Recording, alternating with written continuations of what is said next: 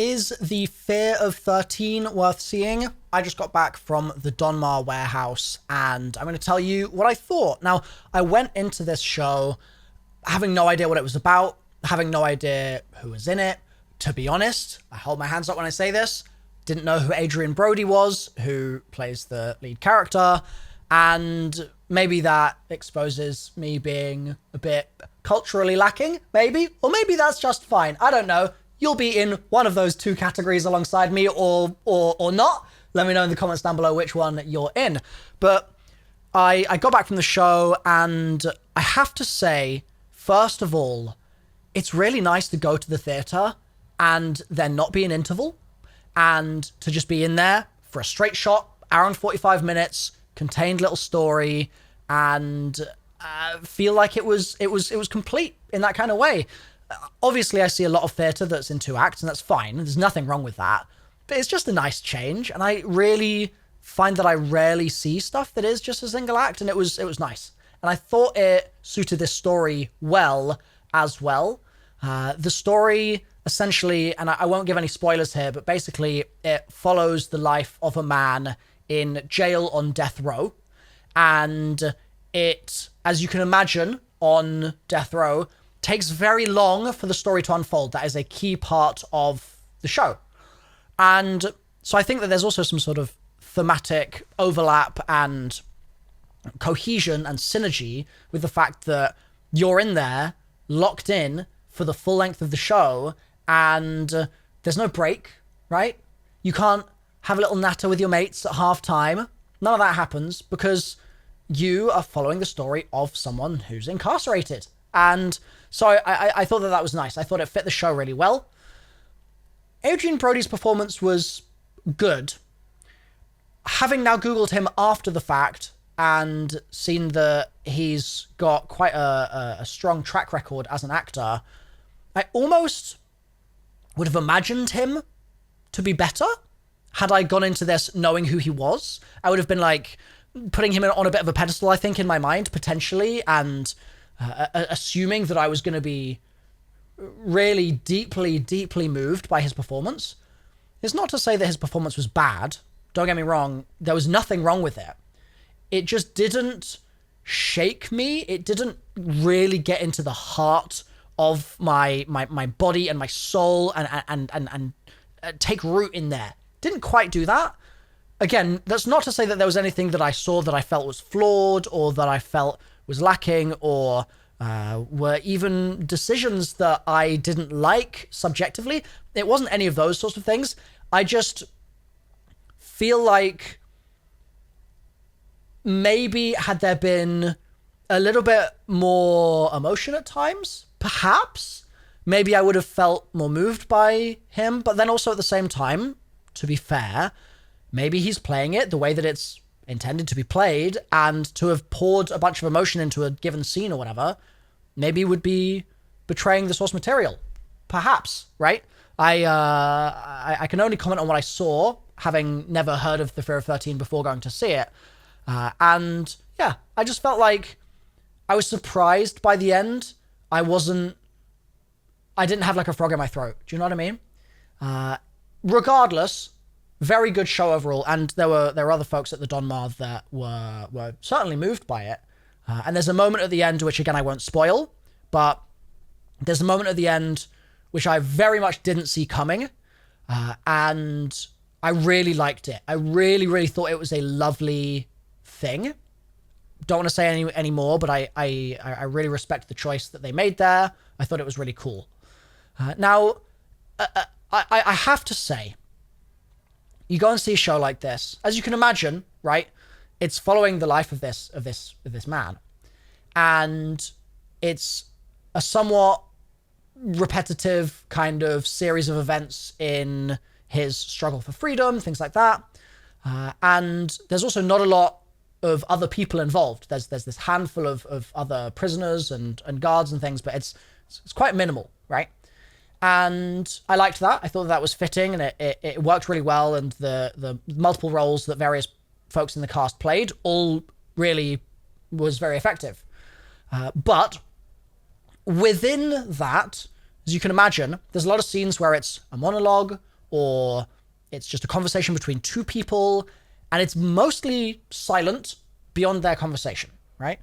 And from the show's side of things, there was nothing wrong with that, and I actually really liked it. For example, there's moments where he's illuminated by torches who the other cast members are holding, and I really loved that lighting decision. I thought it was really striking. It's not the most crazy innovative thing we've ever heard, but it worked really well. And there was actually some maybe much needed comedy through the show, but then also even just in a moment like that with these practical lights, which was really nice, and it really worked. Like, the show was funny, despite the fact that it's such serious subject matter, and it was funny throughout, and it wasn't funny accidentally, but it wasn't ham-fisted. So I really respected that, actually. But just as you have this stuff that's really working from the minimalism of the show itself, there wasn't any crazy bonanza going on at any real time, apart from maybe one very slender moment of the show where it's a little bit more like a sort of club moment, and it's a little bit more vibrant, but that's the only moment of vibrance that you get. And again, that speaks to the fact that where that sits in the narrative is meant to be a rare moment of vibrance amongst a backdrop of very bleak, white lighting, fluorescent, nothing else, right? So I really liked the way that they approached the lighting. However, anyway, the point I want to make here is that the show did all the minimal stuff very well, but when you're in a theatre like the Donmar, which is a very small theatre, and it's very quiet, and the person next to you is talking through the whole show, my God, it's so annoying! I don't understand this. And maybe you guys can help me understand it. But I've seen so many shows over the years where, for some reason, somebody in the audience can't help but just be speaking. And in this case, it was a woman next to me. She was an older woman, maybe in her 70s, let's say. And there was a moment where there's some blood involved, basically. They speak about some blood. I'm really trying to avoid spoilers here. And the woman just out loud says, "Why was he bleeding?" And I'm like, first of all, they said why he was bleeding a mere 2 minutes ago. But second of all, why are you vocalizing that right now? This is a pivotal moment of the show, and you're just speaking? What are you doing? And oh my God, it just went on and on and on. And I don't get it. And it's happened to me. I went to see A Little Life, and a girl in the audience was saying things that were about to happen in the show out loud moments before they happened. I don't get it. Like, is it that some people get so swept up in what they're seeing, they forget that there's other people there? I could believe that being the case. It drove me insane, man. I'm like, what? I don't want to listen to you talking. I want to listen to the characters. So, anyway, that was an unfortunate just detail of my personal experience seeing the show. But overall, the show was very good. There were some interesting music choices. And there were music choices that I think I love, but I think I could have very easily hated in a strange way. And I've had to process and sit on this for a little bit to think about it and figure out where I stand, because I really could hate this. So there's a moment in the show where music is present. There's some singing. And again, I'm going to be completely spoiler free here, but there's some singing in the show. And the first time that happens, I loved it. I thought it was wonderful. It was moving. It was beautiful. The singing was just, and it's the inmate choir essentially singing together, and it's so lovely. And again, very sparse. There's not tons of background music.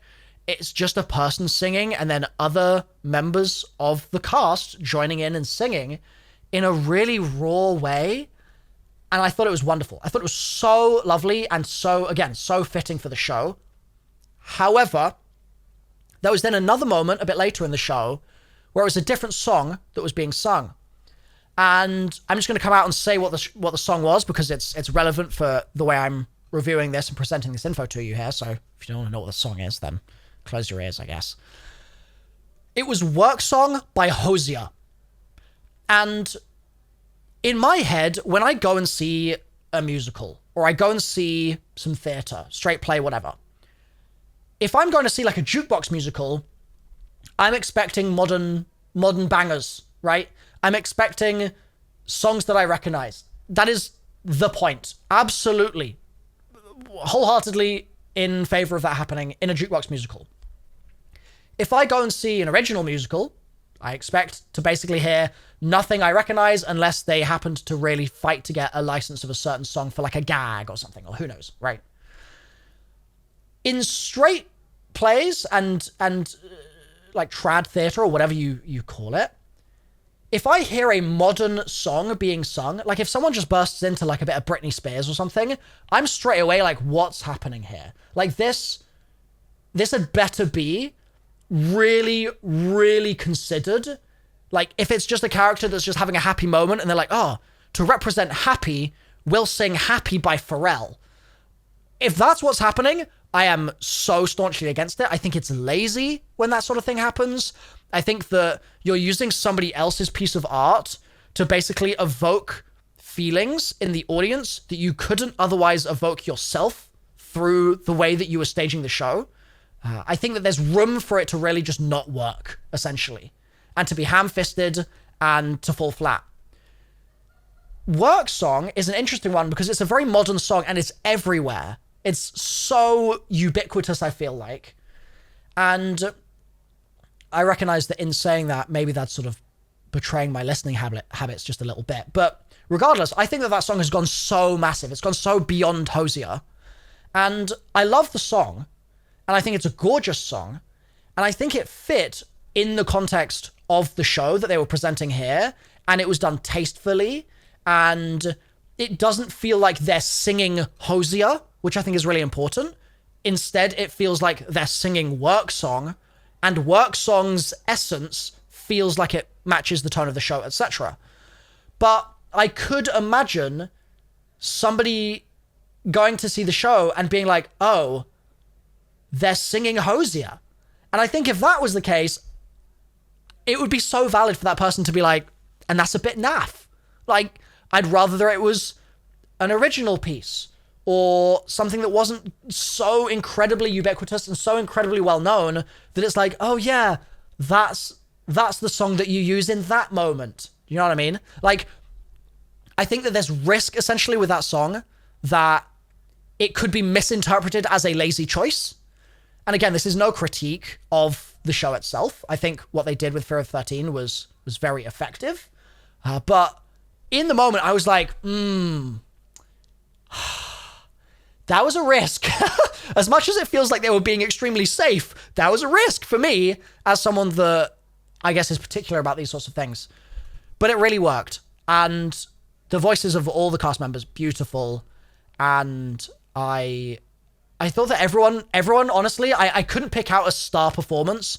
Like, there's the suite of characters that ranges from Adrian Brody's character, the inmate, so to speak, that's on death row, but then you've got the woman that is interviewing him and their relationship progresses. You've got the other cellmates or the other prisoners. You've got the guards. You've got people back home. You've got his parents, and they're all juggled by 6 people or something total. And it was really effective. And so I've got to give everybody equal props, honestly. I loved the sort of 2 co-stars, I suppose, and everyone. I thought they did a smashing job. There is one thing that I personally felt like could have been more deftly handled, in my view. And I think that this is going to be not controversial, but something that many of you watching this probably disagree with. And I'd love to get your opinion on whether or not you agree in this particular context. But I should probably mention, I actually don't know if this was a preview because I forgot I bought this ticket. And then I got a text this morning. I bought the ticket clearly like 6 months ago or more.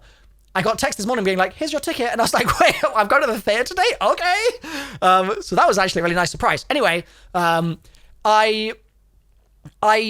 didn't particularly like a reveal that comes at the end of the musical end of the show.